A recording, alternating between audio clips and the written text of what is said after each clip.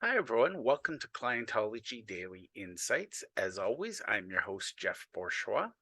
And for those of you who want to get more out of Clientology or want to learn more about it, I welcome you to join our online Clientology community.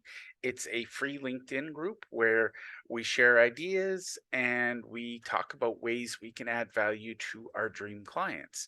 You can either click on the link below or you can scan the QR code.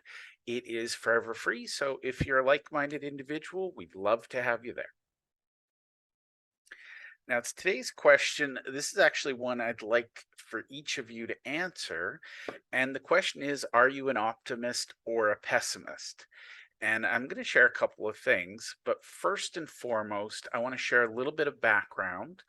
And really, truly, an optimist is someone who tends to be hopeful and confident about the future. Now, you might be an optimist naturally, or you might be an optimist because of where you are in life. One of the studies that I've read concludes that the more affluent you are, the more wealth you have, the more optimistic your outlook is on the economy and things like that. But overall, if you're an optimist, you believe that good will prevail over evil, and in my world, we call those people dolphins. They believe in abundance, they believe in helping others, they believe in a win win. Now, pessimists, on the other hand, their view of the world is they tend to see the worst possible in everything. So everything is the cloud before the silver lining. And ultimately, they believe in some degree that evil will prevail over good. Now, pessimists tend to have a permanence fixation, so they'll tell themselves that bad events will last a long time or forever. And in the dolphin, sharks, and carp world, the extreme pessimist, believe it or not, is actually the carp. They believe they can't win, so they don't try. Whereas sharks, they believe the only way to win is to beat someone else. And so I'm going to ask you this one question: who is right? And the answer is both. If you're an optimist and you see the world as a essentially good place, you're going to find evidence to support that. If you're a pessimist and you believe the world's a bad place, you'll find evidence to support that. And really, truly, whether you're an optimist or a pessimist, it's just a lens through which we view the world, and it colors how we take things in. Now, you're probably wondering how this applies to Clientology. I will tell you in a minute. I found an online survey on optimism or pessimism, and it was published by Statista Research Department in July of 2013. And when people were surveyed, they were asked, do you consider yourself an optimist or a pessimist? And it was interesting that 4% admitted to being pessimists, 43% said I'm somewhere in between, 50% said they were optimists, and 3% don't know or refuse to answer. And it's interesting because if it's a binary, are you A or B, one would expect statistically that it would be a 50-50 split. Now, I read another study, which I haven't quoted here, that actually said when they tested people's actual view of the world, 7% were true optimists, 93% were somewhere on the pessimism scale. So it's interesting that half of us think we're optimists, half of us think we're pessimists, when the reality is 7% actually act like optimists, 93% have some level of pessimism. Now, according to Inc. magazine, 27% of pessimists try to look at a problem from different angles compared to 94% of optimists. 51% of pessimists see failure as a learning opportunity. 96% of optimists see that. 14% of pessimists live and thrive in high pressure situations and cope well, compared to 84% of optimists. So the thing I would like to say is that being an optimist or a pessimist is in fact a choice. Now, obviously, it is filtered by your background, your experiences, but ask yourself, who are you and who do you want to be? If you want to be more optimistic, you can be. If you want to be more pessimistic, obviously you can be. If you want to be balanced, it's a question of choices, asking better questions. Now, when it comes to who you want to work with, ask yourself, for your vendors, do you want an optimist or pessimist? For your employees, do you want optimists or pessimists? And for clients, who do you want as a choice? Do you want optimists or pessimists? And I say it's a choice because the language we use, the conversations we have, can really influence who we end up working with. So, on the optimist side, I'm just going to share a few things. Optimists tend to say yes and. So, if you give them a brand new idea, they will say yes, and let's also do this. So, they're all about expansiveness. Optimists tend to believe in abundance. They believe that there's enough for us all. We can make the world a better place. They tend to be very self motivated. They know that what they do will impact the world, and they'll tend to surround themselves with other positive people. So, this is the good thing. If you're an optimist, you will be happiest if you're surrounded by other optimists. Optimists also express gratitude, and they have the innate capability of ignoring the naysayers. A lot of entrepreneurs are optimists because that's what it takes. You have to ignore all the criticism, the self doubt, and they're very, very resilient.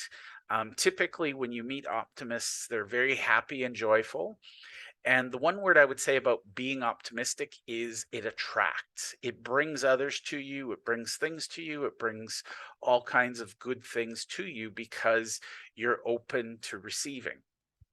Now, on the pessimist side, it is absolutely fascinating. I've seen pessimists, and without exception, if you give them an idea, they will agree with you while disagreeing with you. And it is fascinating, but they'll always say, yeah, but. They don't say yes, but, or they don't say no. They'll say yes, but. And for every idea you give them, they'll rebut it with 50 reasons why it won't work.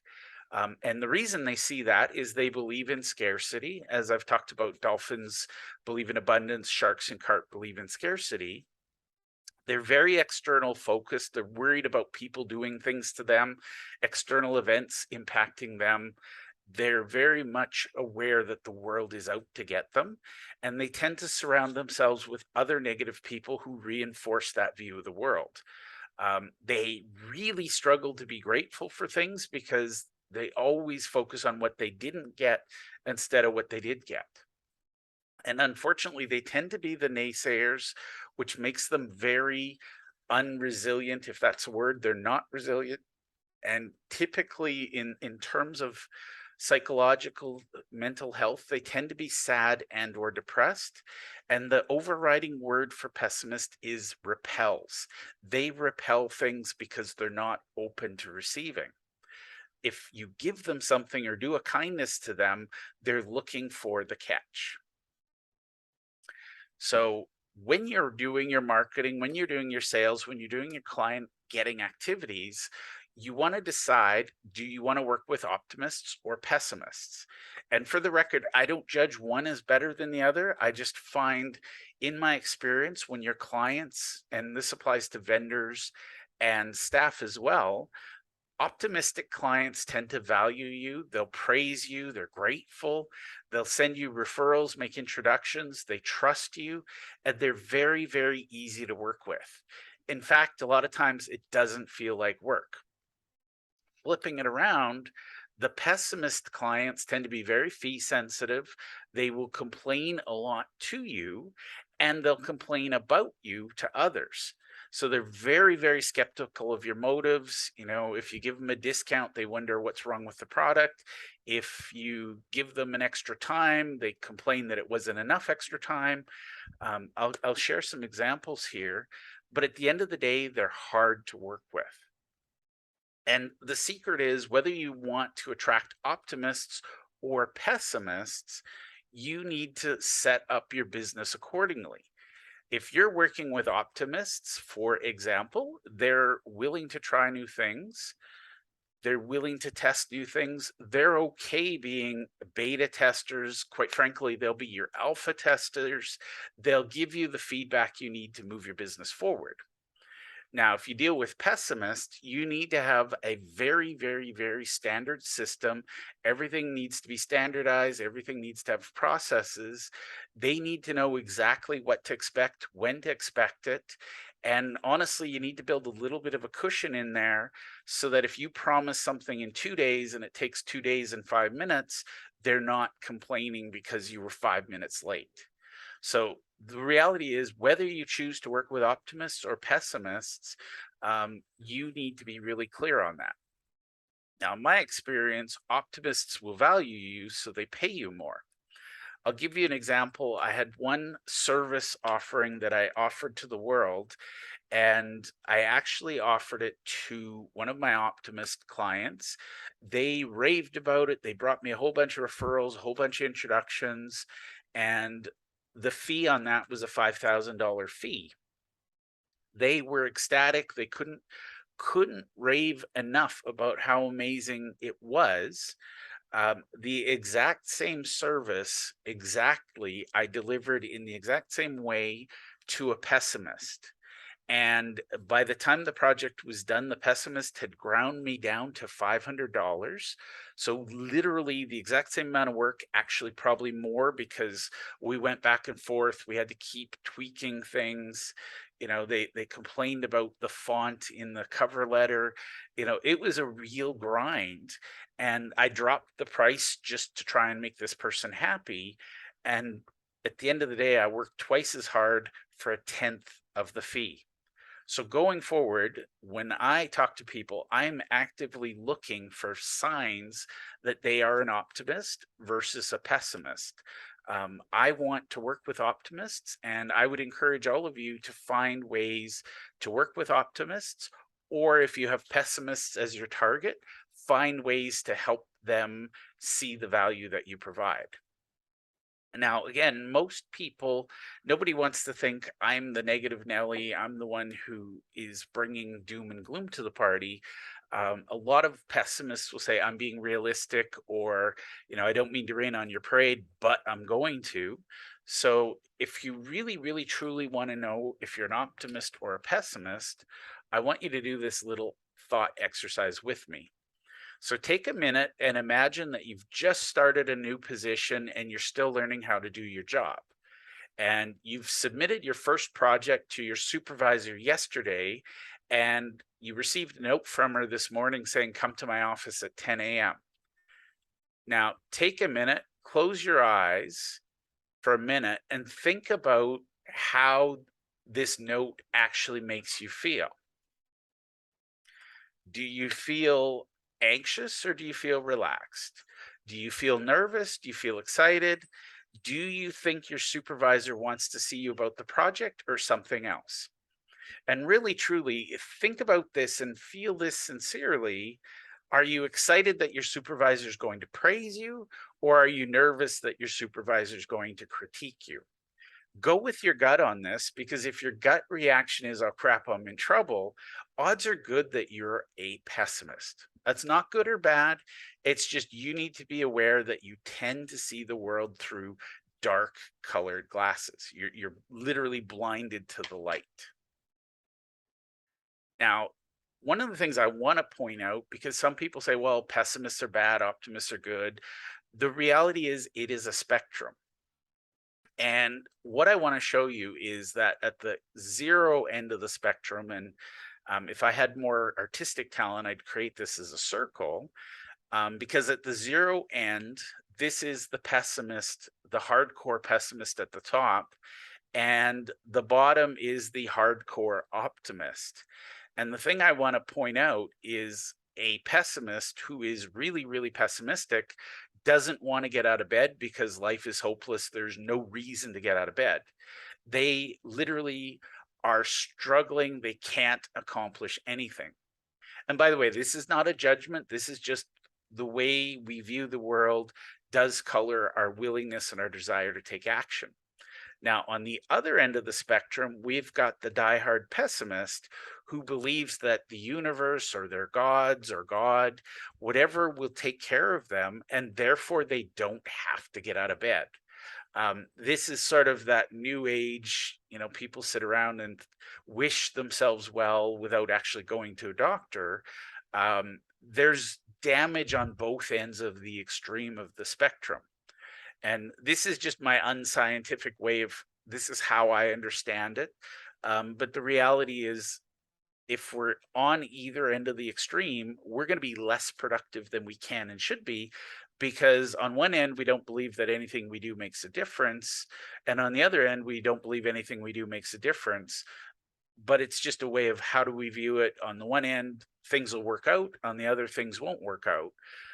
But basically, think about where you are in the spectrum. And, most people who identify as optimists, in my opinion, are probably 3 or above.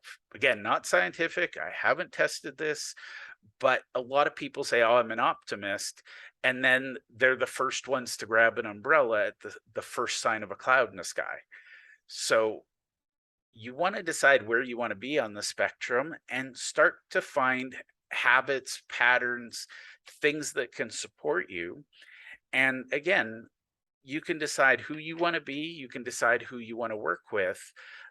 So I would say that the carp tend to be 0 to 3, sharks tend to be the 4 to 7, and then dolphins tend to be 8 to 10. And just for the record, a very optimistic person who does nothing is just as productive as a very pessimistic person who does nothing. So if you're at the extreme end of either of those spectrums, you might want to think about, how can I add a little bit more of the other side to your life? So I hope that was useful, but comment below, how are you choosing who you work with? How do you screen? How do you filter? And for the clientology process, the way we work, we're helping people who want to grow, and we're helping people who want to implement a system for growth. So we naturally skew towards the optimistic action takers. So we don't do well with the optimistic passive people, and we definitely don't do well with the passive pessimists, but we do okay with the action taking pessimists who are at least willing to give it a try. But all things being equal, if I have to choose who I spend my time with every day, I'm going to err on the side of picking active optimism over any other piece on the spectrum. So I hope this was useful. And I would ask you, how does this apply to you? If you're attracting customers that complain a lot, what could you change in either your marketing or your sales to start to attract people who praise a lot? So that's my 2 cents on optimism versus pessimism. I am a student of human nature. I am not in the mental health space. I am not a psychiatrist or psychologist. These are my observations, and I'd love your opinion on them. Oh, one thing I'll say, back to that project where I did the identical project for the optimist and the pessimist. The optimist was so excited because they got their draft so quickly. The pessimist, their initial reaction, I'm not kidding, was, I don't like the font on the front. And then their second reaction was, if you did it this quickly, what did you miss? So think about that as you're choosing who you work with, and I wish you a fabulous day.